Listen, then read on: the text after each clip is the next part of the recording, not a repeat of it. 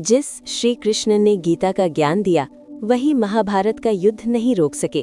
क्या भगवान भी असफल हो सकते हैं? यहीं से शुरू होती है एक ऐसी कथा जो अहंकार, ज्ञान और सच्चाई का पर्दाफाश करती है। श्री कृष्ण स्वयं भी महाभारत का युद्ध नहीं रोक सके। इस बात पर महामुनि उत्तंक के हृदय में प्रचंड क्रोध धधक रहा था। दैवयोग से उसी दिन द्वारिका जाते हुए श्री कृष्ण उनके आश्रम में आ पहुंचे। मुनि ने दर्शन होते ही कृष्ण पर कटु वचन बरसाने शुरू कर दिए। आप सर्वज्ञ सर्वशक्तिमान होकर भी युद्ध न रोक सके, आपको श्राप देना ही पड़ेगा। कृष्ण मुस्कुराए, उनकी मुस्कान में करुणा थी और गहरा सत्य भी।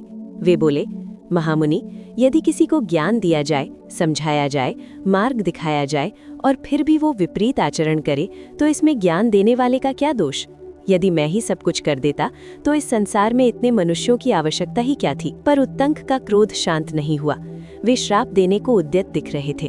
तब श्री कृष्ण ने अपना विराट रूप प्रकट किया, दीप्तिमान, असीम, भय और श्रद्धा से भर देने वाला। कृष्ण ने कहा, मैंने आज तक किसी का अहित नहीं किया। आप श्राप देकर देख लें, मेरा कुछ नहीं बिगड़ेगा।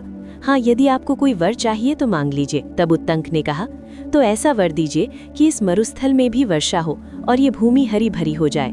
कृष्ण बोले, तथास्तु, और आगे बढ़ गए। एक दिन प्रातः भ्रमण करते हुए उत्तंक दूर निकल गए। दोपहर तक धूल भरी आंधी उठी, जिस कारण उत्तंक मरुस्थल में दिशा भटक गए। जब आंधी थमी तब वे निर्जन रेत में अकेले पड़े थे। तपता सूर्य, सूखा कंठ, प्राण जैसे निकलने को तैयार। तभी उन्होंने देखा एक चांडाल चमड़े के पात्र में जल लिए खड़ा है। वो बोला, मुनिवर, जल ग्रहण करें। उत्तंक क्रोध से बोले, दूर हट, शूद्र होकर मुझे जल पिलाने आया है? अभी तुझे श्राप देकर भस्म कर दूंगा। क्रोध के कारण उत्तंक के मन में कृष्ण के प्रति भी रोष उमड़ आया। क्रोध से बड़बड़ाते हुए बोले, हाँ कृष्ण, उस दिन मुझे झूठा वरदान देकर चले गए। अब वे कृष्ण को श्राप देने ही वाले थे कि अचानक कृष्ण प्रकट हुए।